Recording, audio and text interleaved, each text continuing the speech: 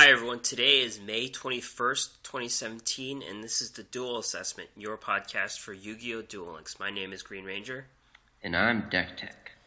And it's been a bit of a long week, another new event, and more discontent from the new Joey event. What have you been up to lately? Well, like you said, I've been doing some of the Joey event that we're going to talk about later. If you follow us on Twitter, you'll see that I maxed out my characters pretty early on in the week in terms of the level. And so the only thing that's left really to get gems and stuff is to do the stages. And I haven't really felt inclined to switch stages. I've been holding on to a stage forever. Because obviously when you do the stage resets your standard duelists, and we're not doing any event or anything where I really care about that, so I've been holding on to that reset for a while. So essentially I've just been like bone dry on gems since Monday or Tuesday or whenever it was that I got that, and I've purchased like 2 packs since then. Oof. It's been a little rough. What stage are you on? 38, I think. Okay, yeah, that's the cutoff. Right. Yeah. Yeah. I'll do some of that experiment as to whether it's worth it, but it seems like there's kind of no downside once you've maxed all your guys. Right. Yeah. What about you? What are you up to? I've just been doing the event too. Not too much PvP since there hasn't really been an incentive to do it this week, other than the 5 required games. But I actually have gems. I think a couple of my characters reached the max this week, like 1 or 2 of them. But I have maybe 3 or 4. I think I have 3 characters on level 35, so I still have a gem source. Like Weevil, for example, is level 4. So I've never played Weevil. I had like 1,500 gems, and I decided to buy some packs. I was really torn about what packs to buy. Like, my Ultimate Rising came back, so I have to decide whether I want to reset that pack, even though I still have, like 1 Order to Charge to get, or 1 Sphere Karibo. And I've been buying some of the new set, too, just so I could get 3 Gearfried Iron Knights, so I could build a deck. I have 2 right now. And I have the Unleashed Gearfried, and then all the other cards needed to build that deck. So I guess that's my focus right now, but other sets like Wonders of the Sky, for example, are ones that I want to get duplicates out of. So just buying packs. Yeah. I mean, yeah, that's probably one of the problems with the game is that you want to get, I mean, obviously it's not a problem from their standpoint, but you kind of need to get a lot of packs to get, if you want any sort of consistent, redundant deck with lots of copies of stuff, especially if it ends up being super rares or ultra rares. I bought a little bit of the Ultimate Rising resell as well because I wanted those orders to charge, and I still didn't get any. So, and now I'm out of gem sources, so there's just no chance that I'm ever going to have orders to charge, and I'm just sad with life. You'll have to be pay to play to get to those decks. Yeah, I'm probably gonna have to end up putting a little bit more. Need to get a second job at night. There you go. Yeah. I'm just gonna start making really successful YouTube videos. You'll see. Or you could Uber people to play card games. That's your ad. Uber people to play card. I don't even know how that sounds dangerous. I think that's a dangerous proposition if I'm driving and playing card games. That's what I'm hearing. Perhaps a better method is if you guys want to prevent me from trying to Uber people while playing card games, and probably do a very dangerous thing in doing that. You can support us at patreon.com/duel_assessment. Maybe that's the problem. Is that no one can find it. But maybe. So far, we've got no new Patreons this week, so if you do join up, you'll get the shout-out next week. Yeah, we've been thinking about different types of rewards, and we've got some ideas, so stay posted. All right. Yeah. So in the news section, we have some tournament news to talk about. The big Game Plus Gamers tournament on Battlefy that we talked about last week, I believe. There was this was the 2-day tournament that happened. 679 participants. So it probably took a really long time to complete. Knowing how tournaments work, you have to wait for certain people to finish at certain times. So probably took a while. And this was the one. This format had allowed players to bring multiple decks. It's the first type of tournament that we've seen of this variety. We've seen single decks with sideboards. That's a new innovation. And then there's this new format with multiple decks. And we don't know which one is gonna, like, which format standard is gonna take hold. In Hearthstone, for example, they have, Conquest mode, or I don't know what the other one's called, but Last Hero Standing. Yeah, Last Hero Standing. But they have like two main modes, and Duel Links, doesn't really have an official. They're gonna have their official tournament in August, but we don't know which one is gonna be, the one to go. And obviously, this has considerations on how many decks you bring or how many cards you want to build up in your collection, because obviously having one deck would be easier to do than having multiple competitive decks.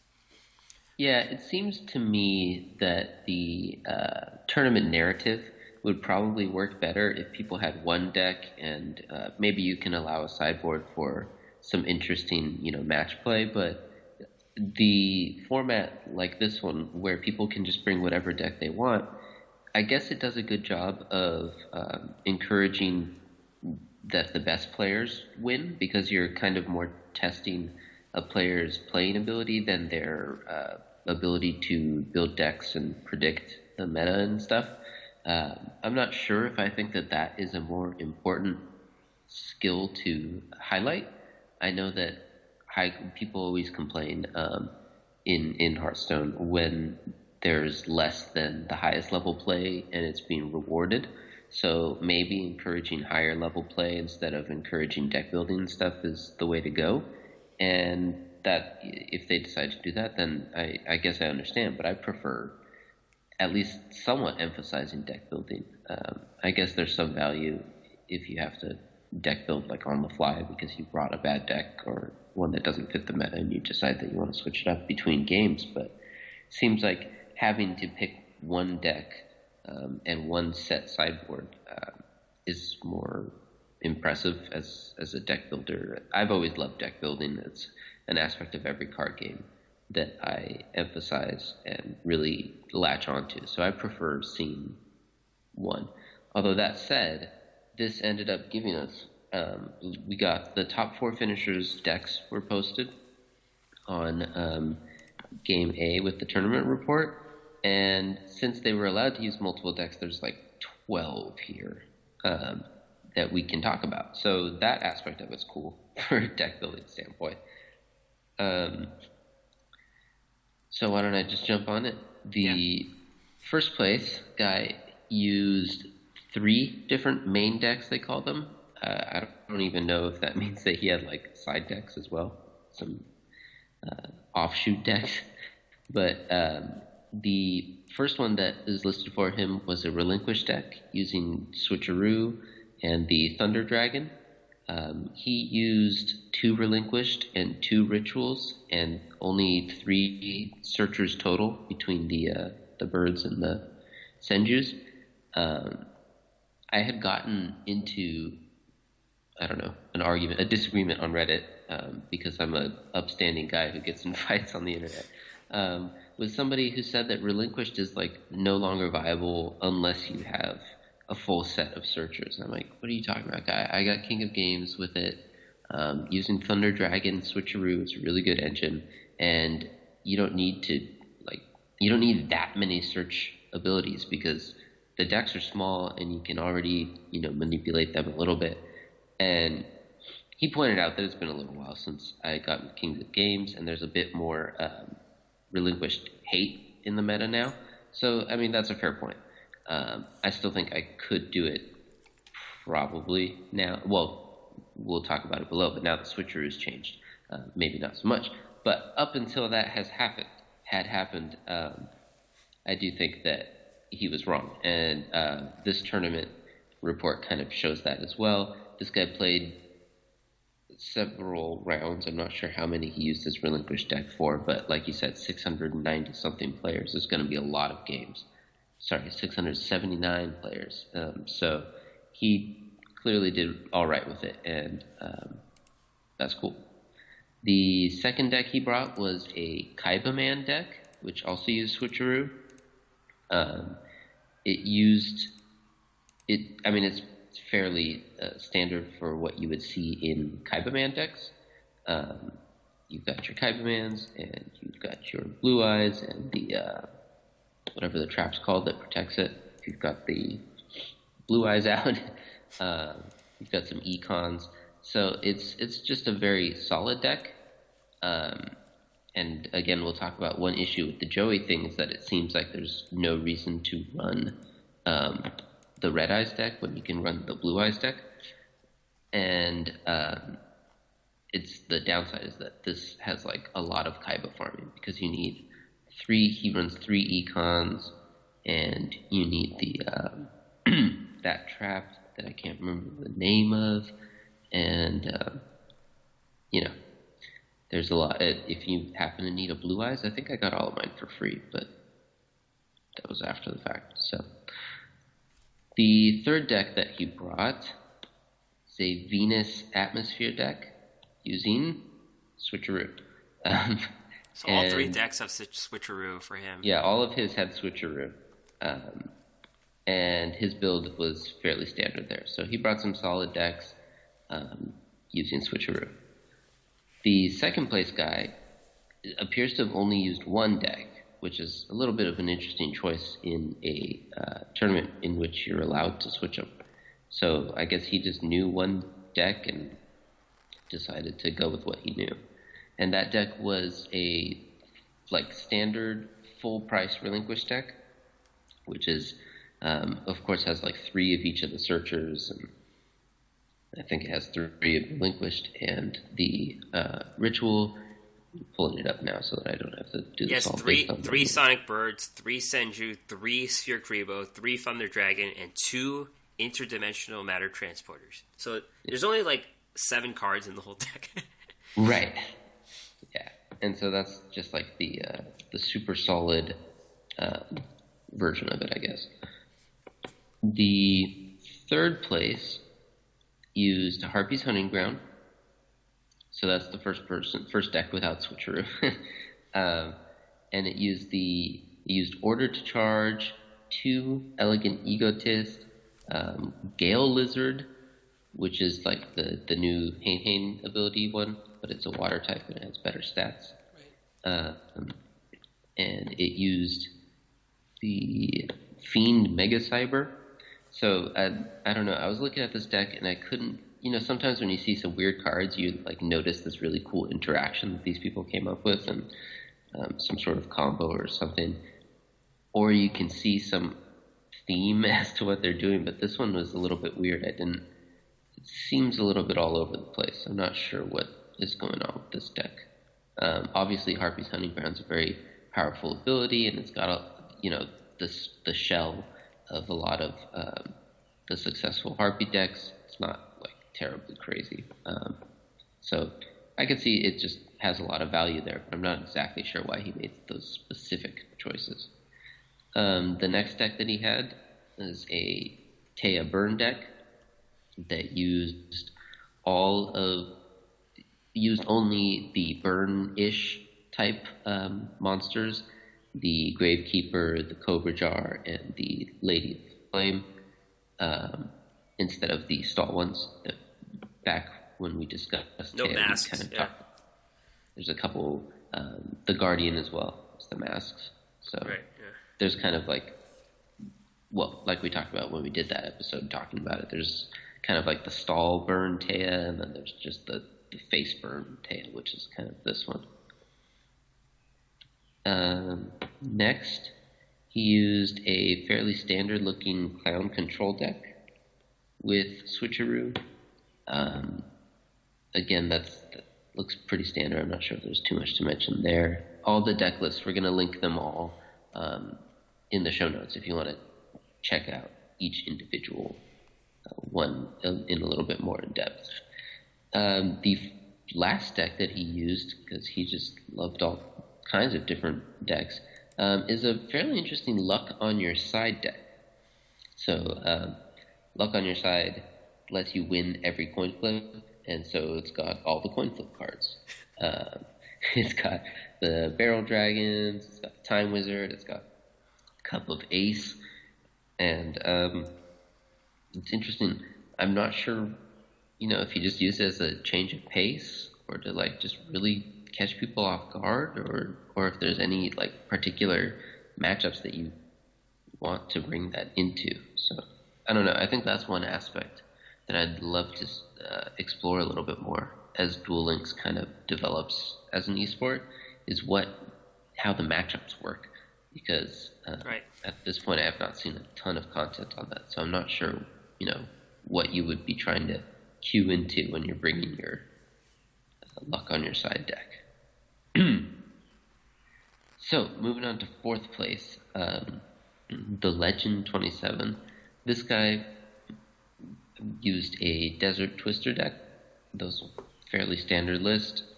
These ones tend to, they all run Last Gamble. He's got Supremacy Berry in there, which I've seen a little bit more of recently, and I like it in the Last Gamble decks because it makes the Last Gamble not as much of a Last Gamble. So next he brought a Beatdown deck that was kind of interesting. It used a few of the Magnet Warriors. It uses LP Boost as the skill for some reason that I'm not quite sure why. Maybe just if you're facing another Beatdown deck to kind of, I win one turn earlier, so I've got that little bit of an advantage. But other than that, it's mostly just vanilla guys and Order to Charge and Sergeant Electro and some Kuribos and Mirror Walls and Windstorm just for a little bit of combat tricks, but mostly standard in terms of the dudes in it. He also brought a Standby Burn deck. There's a hilarious number of typos in the Game A site about it. Yeah. 2 typos in the first 5 words.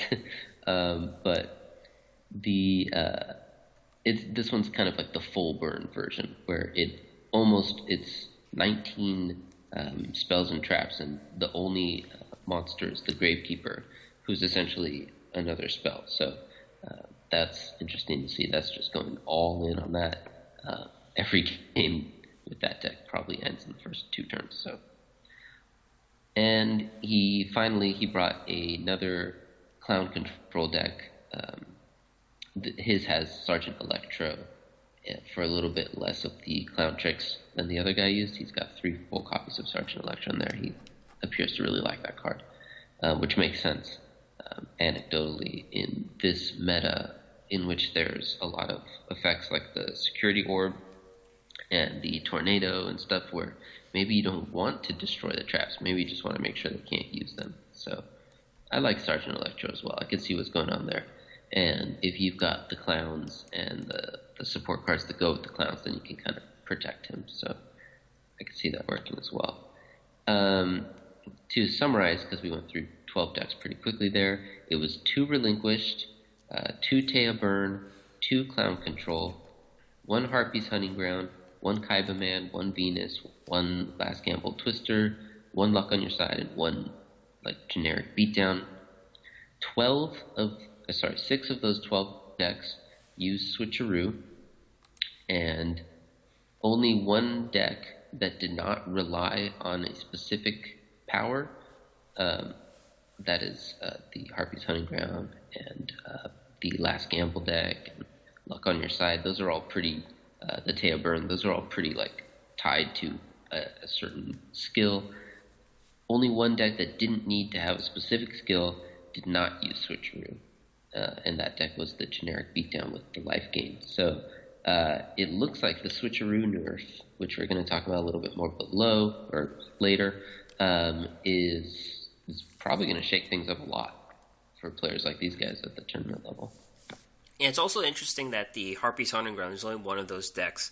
And it kind of ties into what D. Kayed said about Security Orb putting the deck away. It's possible it had an effect on this tournament. Even though we don't see any Security Orbs in any of these decks. Right. It's possible they were just everywhere. Yeah, that is possible, but it's also possible that people were just afraid of the Security Orbs, and it turns out that fear was unwarranted, because the second part of it that Kayed said, and I agree with both parts of his premise, is that the Security Orbs are going to scare off the Harpies for a little while, but then the Harpies are going to come back. And I'm not sure if what we're seeing right now is the Security Orbs fighting off the Harpies, or if it's just scaring them off for a little bit. Because if I'm not seeing any, if a couple weeks worth of tournaments come out and I don't see anyone winning with Security Orb, like maybe people aren't going to be running Security Orb for much longer. That's very interesting. And of course, the Switcheroo thing could just bring them back as well, so we don't know what will happen. So it's going to be pretty interesting to see the next few tournaments and see what people run. Speaking of the next few tournaments, there will be, the weekly Reddit tournaments. And the last Reddit tournament happened, and they were mostly Venus decks, followed by Harpies, so that means they came back. There were no Weevil decks in this set, and in the top four there were also... Oh wait, in the tournament there were also Victory Viper decks and Mako decks. So let's talk about the first top four decks. The first one is the Atmosphere Venus deck. Very standard list with 3 Supremacy... Well, I don't see any Supremacy Berries. Oh, it's in the sideboard. Sideboard, yeah. Pretty... Is the Skill Exchange or Switcheroo? It's in French. Yeah, it's in French. I think going Switcheroo. Off of what the post said. Yeah, like the main post. But the sideboard also includes 2 Hinotamas, which is a standard burn card. Can you think of a reason why that exists?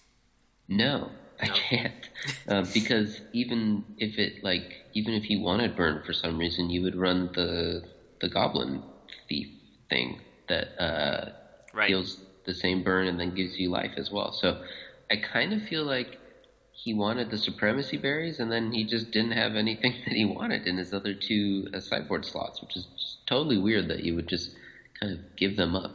But I really don't know why it's in there. The Supremacy Berry, though, I like that. That's interesting. That's kind of just a way to beat Taya Burn, which, with his deck, it seems like that would be a pretty bad matchup, because the whole point of his deck is to use the Venus Shine Balls to fuel things that mess with monsters. And so a deck that's really low or just completely absent of monsters isn't really going to be affected. So it seems like a good move to have a sideboard against Taya, but not a good move to just, not use your other sideboard slots. So it's kind of weird. Yeah. Second place is Victory Viper, which was really cool.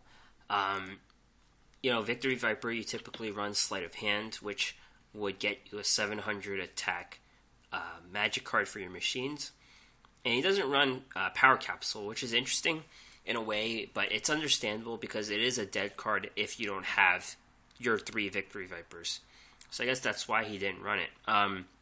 He has a bunch of good machine cards, like Sergeant Electro, Barrel Dragon. He has a Cyber Raider, which is interesting. And another thing about this deck is that it doesn't run BES Power Core, but it runs a Machine King in the sideboard with a Heavy Mech support platform. And I guess the Victory Viper and the Lord British Fighter, which are the 2 combo cards which rely on battle destruction, are powered by Ryoku and Enemy Controller to get their extra effects. And I have seen I have played Victory Viper quite a bit, and they could just win you the game on the first or second turn just because they have really powerful effects. Mm. Cool. Yep. Third place is another Venus deck, though this one is a little different. It has Order to Charge, Order to Smash. Oh wait, is it Order to Smash? Yeah, it is Order to Smash. Yeah. Oh, okay. As Order to Smash, Life Force Harmonizer in the sideboard. And this guy went undefeated in the Swiss stages and won previous Reddit tournaments. So, do you have anything else to add about this deck? It has a lot of tech cards, I guess. I think is just pull it up. You were doing so well there. I just kind of fell asleep for a sec. I mean, it has Sky Surge, Endrise, the Atmosphere. Only runs one Dunamis Dark Witch. It has the Possessed Dark Soul. Mm-hmm. I think I mostly just liked the Order to Smash. I thought that was... I don't know why it's not in more of the Venus decks. It seems really solid. The Life Force Harmonizer, just one of them, seems a little bit risky, but that's also probably against Teo Burn, I guess. I think the Supremacy Berry is a better move there, in my opinion. I like Supremacy Berry a lot in the other guy's sideboard. I don't know if you need 3, but that seems like a really good play against Teo. They probably... I mean, every once in a while, Teo can literally kill you in one turn, but most likely they're not going to be able to get you all in one turn. They'll have to rely on some lasting damage from burning lands or something like that. And so you only really need to get hit with one, or even if you don't, you can activate it yourself by getting the Venus out. And so it seems like a really good sideboard card against them. Cool. And the fourth place deck is just a really standard Relinquish deck. It does run 6 Searchers and 3 Thunder Dragons. Has 1 Skull Lair.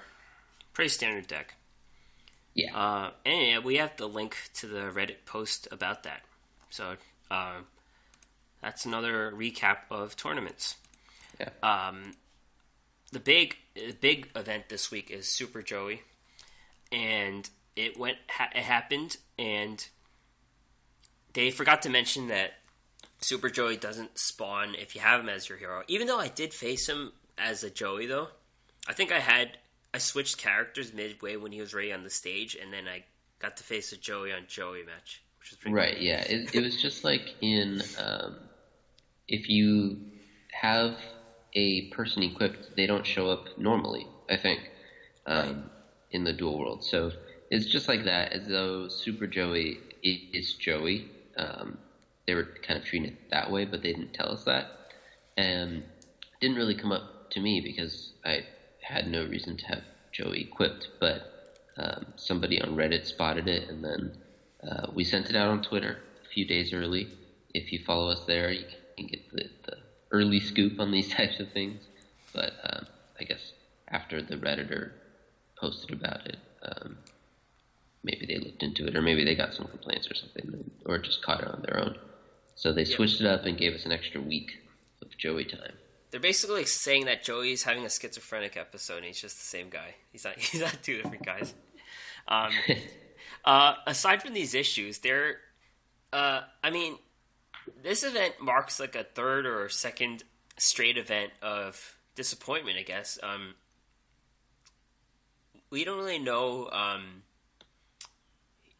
First of all, he's really difficult to farm, even with guided farming decks, and he has really poor drop rates. I personally haven't gotten any of the new prizes. I have 2 Graceful Dice, which are the 2 SRs, which you wouldn't even use anyways because they're worse than other buff cards. But yeah, he's just been hard to farm and poor, not really poor, but they're rewards that you don't really want to get. Like, they're not too enticing. Yeah, a lot of the, like I mentioned kind of earlier, a lot of the awards that he gives are to kind of buff Red Eyes, but the Red Eyes deck looks like it plays a lot like the Blue Eyes deck. which now has Type Man. So it seems like just a worse version of that. Excuse me, a worse version of that, and so I don't no one really cares. And I noticed that when I upgraded or whatever to 1.6, I'm pretty sure they fixed the farming method that we're going to talk about in a sec, so that I can't use it anymore. And no one even cares. There weren't even posts on Reddit or anything. I was looking for some confirmation, and to me that's really weird. Reddit loves to complain about stuff, so the fact that they didn't even mention it just shows the apathy level as to this event, which to me is a worse sign that they've had a few whiffs in a row, and so now people just are starting to stop caring about the game, and you don't want that. You always want to invoke interest, even if it's negative interest. I think that might be better than just people not caring, not wanting to play. So hopefully the other stuff we're going to talk about, including the new characters and stuff, will kind of spice it up a bit, I guess. So let's talk about the main recommended farming tech, which uses Taya in the Surprise Present deck with some bug cards. And Surprise Present works as you set a trap card or magic card, and then you have the ability to give it to your opponent. So in this deck, you would give a specific card called Gem Breeding Machine. And Gem Breeding Machine is a continuous magic card that prevents summons. So once you activate it, you can't summon anymore. You get set, but you can't summon. So you get no face-up attack position, basically. And you get a 500 attack token every standby phase. Yeah, and so the way that it worked, is supposed to work, and did work for me up until a day and a half ago, was that you give him on the first turn, if you can, and second if you have to, you give him the jam generating, and it kind of locks him out a little bit because he gets his board filled with the little jams, one or two of them usually, and if you have Pinch Hopper, you can just play it and he won't attack into it, because I think in theory the AI thought that you might pull out Grass Chopper. So if he has anything lower than Red Eyes, he won't attack into Pinch Hopper because he'll figure that you would lose what could be pulled from it, I guess. Every once in a while, he would also equip something with Metal Morph, and it would become big enough to attack into it as well, because the same reasoning applied. And so if you get the Pinch Hopper down early, you've got a couple searchers with the Gokubon, and you've given him the Surprise Present. He doesn't like to play the Red Eyes face down because it has a weak defense, I guess. And so he would just not play the Red Eyes and never have something that he felt big enough to attack into the Pinch Hopper. And so it would allow you to stall out the game until you could get your finisher. And that was just genius. So huge props to whoever figured that out, that whole set of weird interactions that made that work.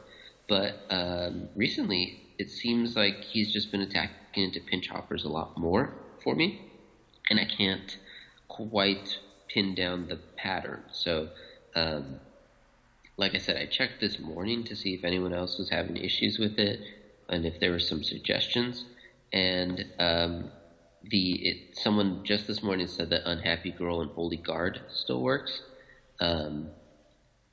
That one requires you to attack into things.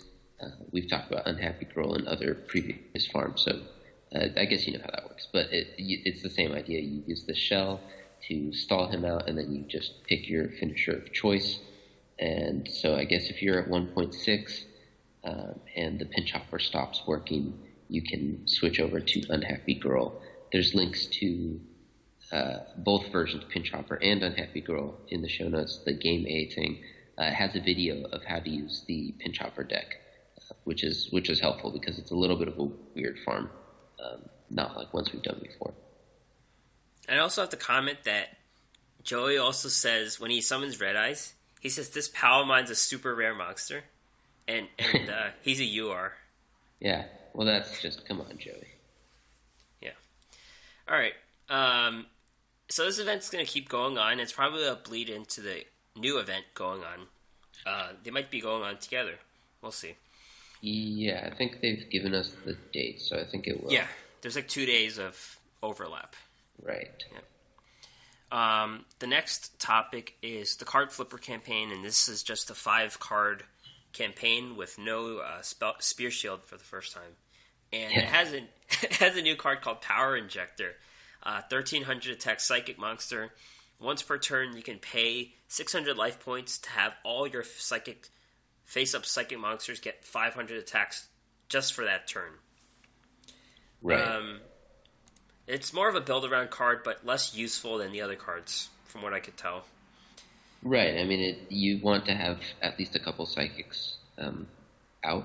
I mean, he himself is a psychic, so you can use it to buff him into a formidable fighter. But 1800's not blowing anyone away on its own. So you want a couple psychics, and frankly, the psychic tribe is okay, but it's not great.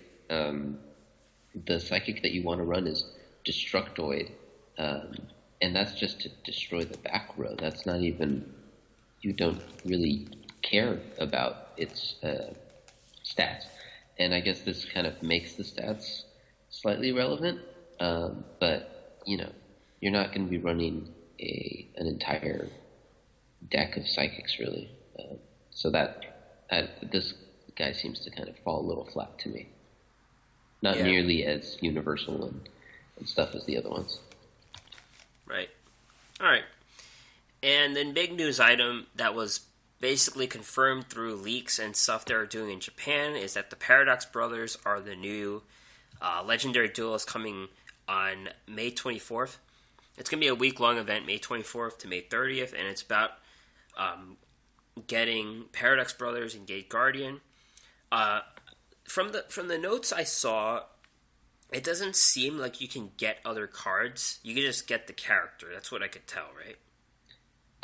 It was a little unclear to me, but I assume that it's going to work similarly to the Pegasus event. So you're probably going to get some cards, even if their deck doesn't come with anything new, which would surprise me a little bit. There's probably going to be something in the prizes as well after you unlock them, or before, I guess, if it's a week thing. But it's a good point, though, that they didn't really announce any new cards with it, which is probably something that you would want to mention, but they don't always do what we think you would want to do in this game, so it might be tricking us further. I was looking at the cards they have, and they just don't have a lot of cards, so that's what made me think you would just get cards from leveling them up instead of getting a ton of cards. I mean, you're probably going to get Gate Guardian just for unlocking them, but it's probably, it's not worth playing in this format at all, really. Yeah.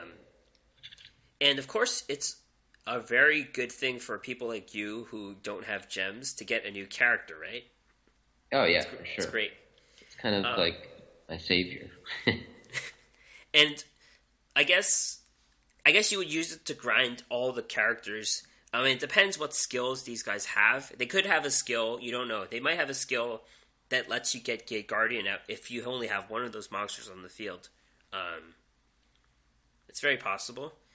And I was a bit disappointed, honestly. I thought Merrick was coming to the game just because the guy in the live stream was hinting at it, but really he was hinting that Joey has a lot to do with Odion just because they dueled, I guess.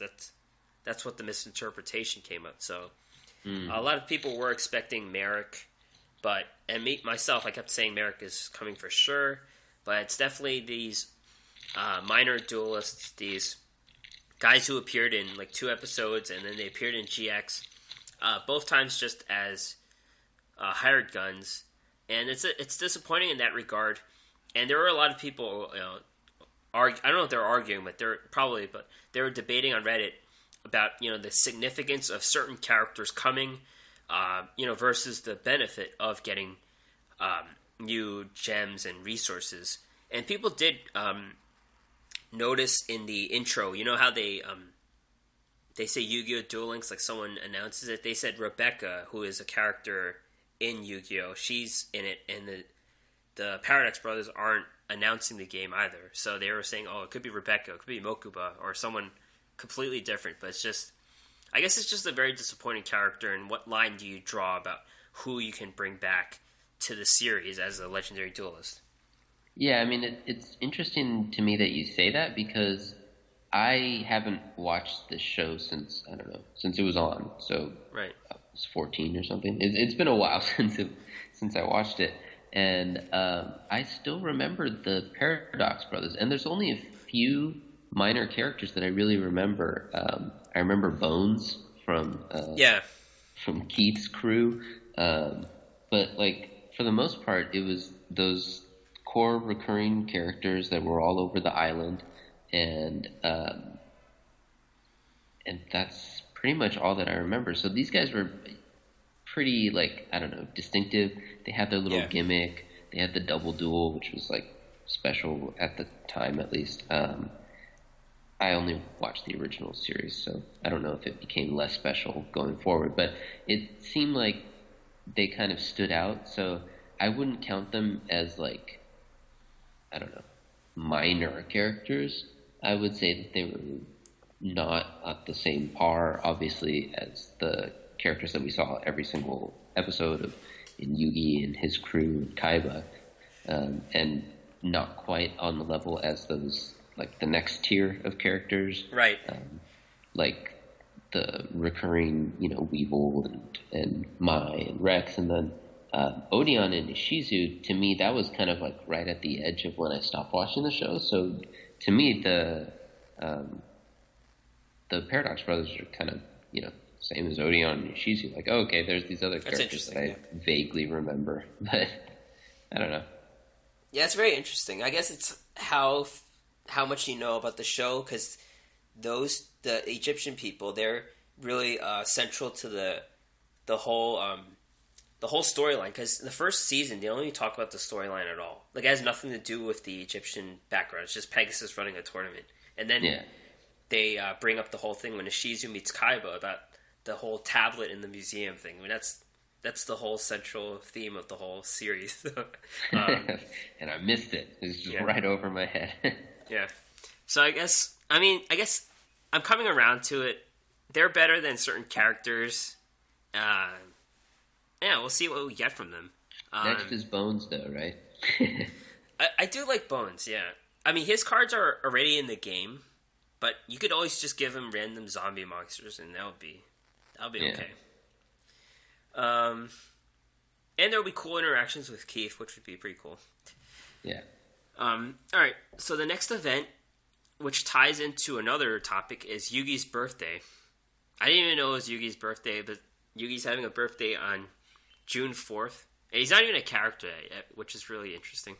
And there's a Twitter account that we found called yugioh _DL_info, which appears to be the official Yu-Gi-Oh! Duel Links Twitter account, even though everything's in Japanese. It seems legit, and they're announcing everything for the game. They have a graphic. If you know some of the characters, you could tell what they're talking about sometimes, or you could use the Bing Translate to tell what's going on. But sometimes you could just tell what's going on by the picture. And yeah, the Yugi birthday event, they're going to give you a set of gems apparently, and then you're going to get gems every day for the next 5 days or something. So somebody on Reddit said that it's 640 gems, and that you're getting half up front and then half as login bonuses throughout over the course of 5 days. So that's neat. Yeah, more gems for you. Yes, I need them. We need Joey's birthday and Taya's birthday. Right, we just start adding birthdays, or we'll just switch to unbirthdays. Let's have a Yugi unbirthday celebration. Oh man. Next announcement is the Duel Room upgrade on May 23rd. It's going to have a spectator mode. I thought they already had one, but I guess they don't. And dual rooms aren't catching on just because they have that 10 character limit, and you can't use them for tournaments, so they're just for fun right now. But any upgrades are good, I guess. Yeah, it not having spectator mode, and I haven't used it, so I had no idea if it did or didn't. But it seems like it really should have spectator mode. That kind of seems like the whole point of a dual room is that you and your buddies can, or just, people you're challenging on Reddit or whatever, you can all just go into this one space and have your own little private area, I guess, in which you can do your thing. And not being able to spectate within that seems like a really big weakness, especially if you're doing like a little event, or if they plan to expand it to be larger than 10 and to become a means of doing your tournaments. You need to have a spectator mode to, if you want to do any sort of mods, or if you just want people to watch your tournament and you want to maybe have a live stream. I know that a lot of that in Hearthstone goes through just the spectating the client and stuff. So I think it's a little odd that they didn't have a spectator before, but it's good that they add it. Yeah. And this is pretty important, there are going to be skill changes going live. Some of them are already live if you've upgraded your app to version 1.6, but they're rolling them out against PvP. Oh, no, wait, it's against NPCs first. So there's like 4 skills being changed, and we're going to talk about them in just a sec. And the changes would go live on PvP on May 23rd. So this mostly affects the Switcheroo skill, which is used in most competitive decks. Right. So we can just go right into the Duel School and kind of get into the effects of it. But just to quickly clarify what you were saying about the dates. So what it is as soon as you get 1.6, it updates it. They go live for the NPCs, and I guess because apps roll out at different rates and stuff, they couldn't ensure that it came out at the exact same time, maybe, for everybody. And so there's a bit of a lag where by May 23rd, the update is mandatory for all devices. You can't play without having done it. So at that point, that's when it goes live in the PvP. There's also just the nice fact that it lets you practice, I guess, with the changed skills and see if you like them before jumping into PvP. So that's nice. It gives you a little bit of a window so you don't get confused when your deck no longer works the way that you think it does. They also gave us like 2 months heads up, so we knew this was coming. In terms of the skills that are changing and what they're doing, Joey's reinforcements is changing.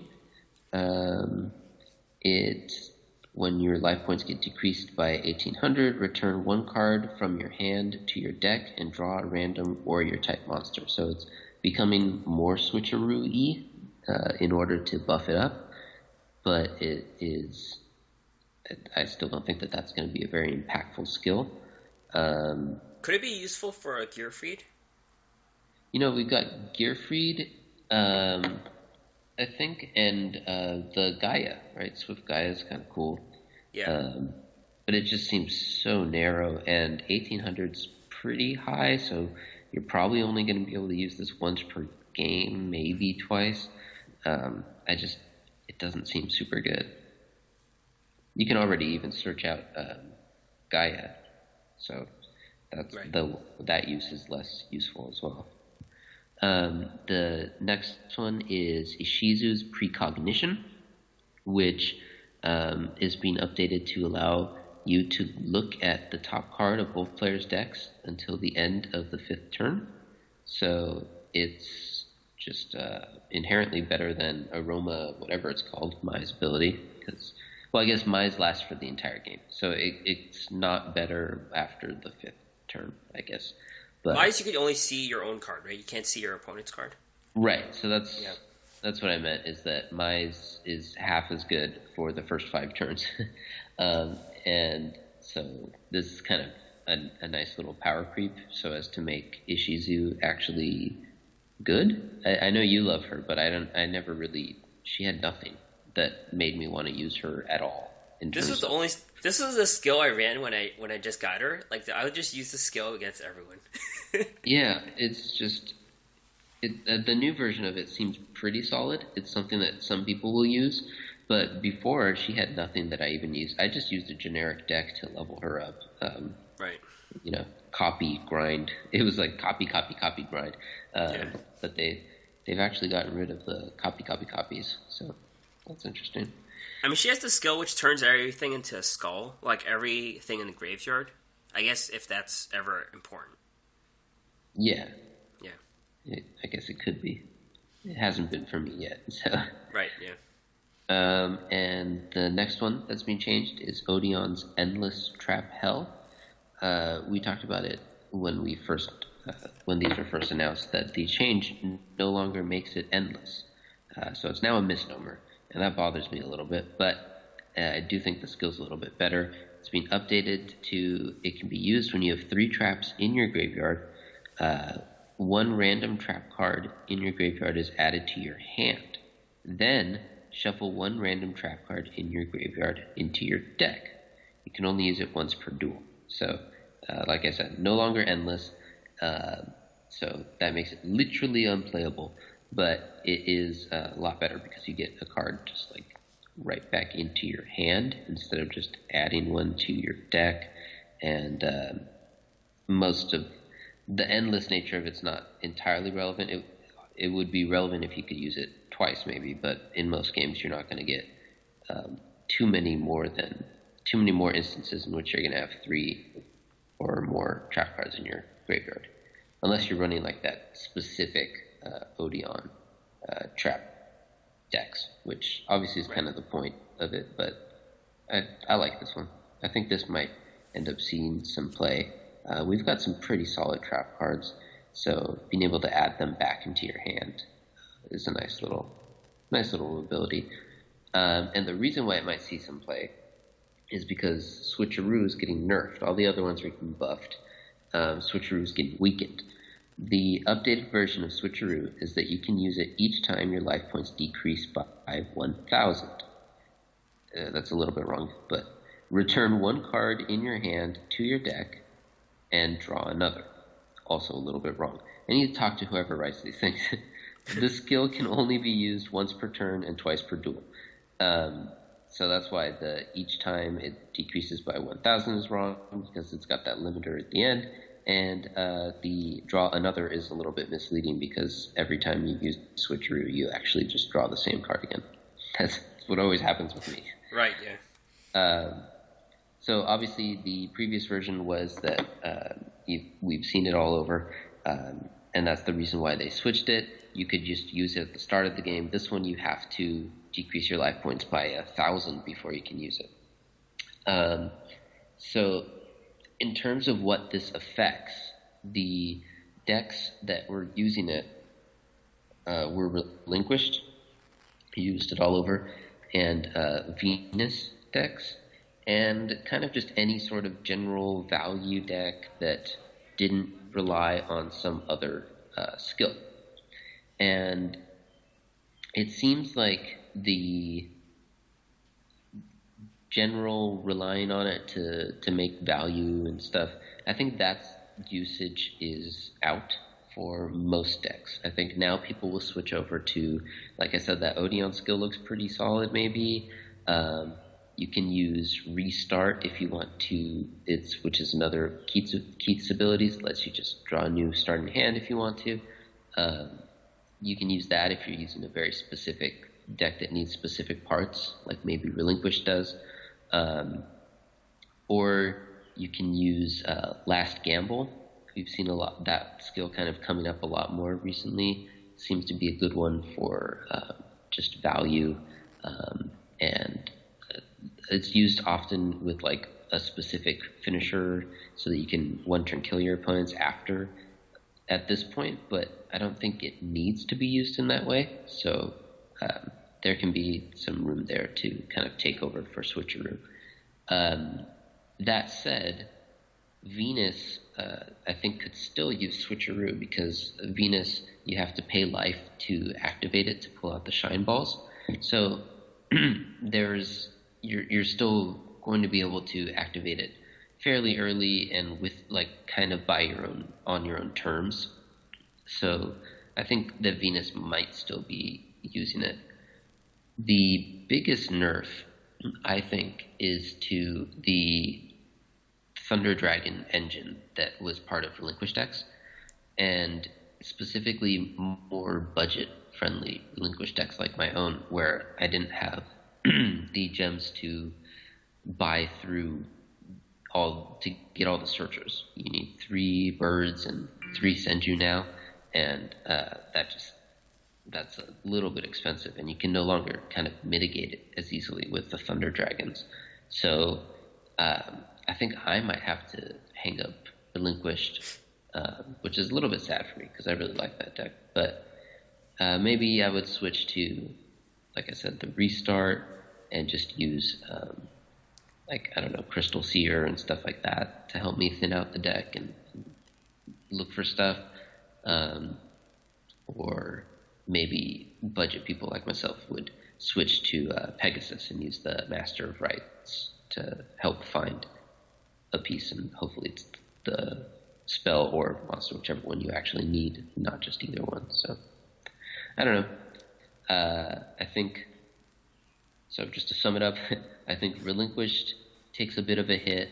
I think Venus obviously takes a little bit of a hit because it's just a worse version, but still gets to use it. And I think overall, Switcheroo gets a lot less play. Do you have anything to add? No, you summed up everything pretty much. It's just, I guess, would you say it's a good thing for the game to have one of these skills nerfed quite a bit, just to promote diversity, I guess? I do think that it's a good thing to promote diversity and to make sure that a lot of the characters are getting play, and you don't like to see just the same thing over and over again. But I think that this was not a huge problem in that sense, because we saw that there are lots of different deck types that you can use, and even those that used Switcheroo weren't like all the same deck. So there's a lot of diversity still in the metagame, regardless of the fact that this one skill was very strong. I think the bigger problem for them and for the game was that any deck that didn't have like a specific reason to have one particular skill, it was like, well, you might as well just use Switcheroo. Like, that's just the default. Right. And I think that's the problem, because whenever you're kind of taking away player choice, I guess, it's interesting to say that because you're not really actually taking anything away. We're actually taking something away by nerfing it, because now you can't use Switcheroo as easily. So it's a little bit weird way to phrase it, but essentially what you're doing is you're making it so that players don't have to worry about setting a skill. Like the skills are one of the central aspects of this game, but when you make it so that you don't really have to have a skill because you can always just play any deck with Switcheroo, kind of takes away from that core aspect of this game. And so I think that's kind of more the problem from a design perspective than the deck diversity, because we've been seeing a lot of deck diversity, and you can always make deck diversity and make the card pool more exciting by releasing content, which they've done a million times. So I think that problem is not the problem. All right. So we'll see what decks come up or what new things come up and see how this changes everything. And that will cause a lot of changes to our own decks and all the deck editing and stuff like that. So the last thing we're going to talk about is magical merchant decks. And we've both been playing different 30-card magical merchant decks.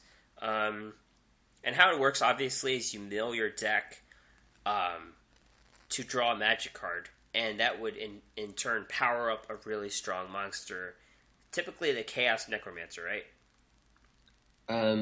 Chaos Necromancer. Yes. Oh, that's the one that I'm running. Yeah. So, I guess we'll talk about the ones that we're playing. I talked about this one last week, but the one that I run has Magnet Warriors in it. So I have 3 No, wait, I have 3 alphas, 3 betas, 1 gamma, just because I only have one delta, and 1 Valkyrian. And how it works is you're discarding the Magnet Warriors into the graveyard when they're getting milled, and then you discard delta, and he can in turn summon Valkyrian. And there are bonuses from having normal monsters, so there's seven Magnet Warriors that are normal, plus another normal monster, so that's 8 normal monsters. And I use Symbols of Duty, which would help get Valkyrian back from the graveyard. And then there's 2 Chaos Necromancers and a bunch of filler monsters that are pretty, like the strongest effect monsters I have, basically. And then, that's basically how my deck works. Yeah, I think when we were talking about it, your Symbols of Duty got me thinking, and I switched mine up to have Monster Reincarnation be my spell.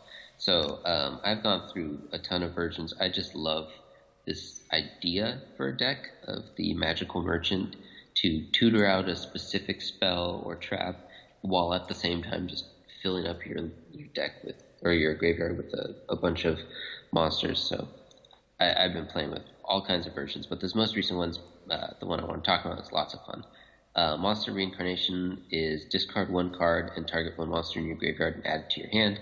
So my deck is 28 monsters and 2 Monster Reincarnations.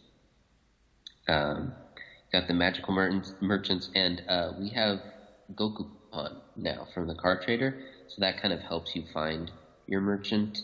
I know you were using with your version the Draw Sense Light, correct?